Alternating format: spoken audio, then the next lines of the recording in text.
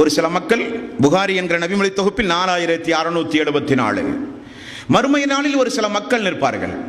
அவர்களுடைய முகம் இரண்டு வகையில் இருக்கும். ஒரு புறம் பார்த்தால் நல்ல அழகான முகம், பாதி முகம்.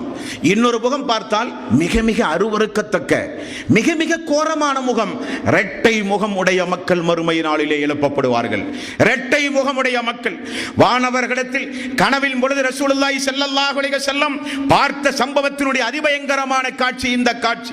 அல்லாஹ்வுடைய ரசூல் வானவர்களிடத்திலே கேட்டார்கள், யார் இவர்கள்? அவலட்சணமான முகம், பார்க்கவே சகிக்காத முகம், யார் இவர்கள் என்று கேட்ட பொழுது வானவர்களின் மூலம் அல்லாஹ்வுடைய ரசூலுக்கு சொன்ன பதில் என்ன தெரியுமா?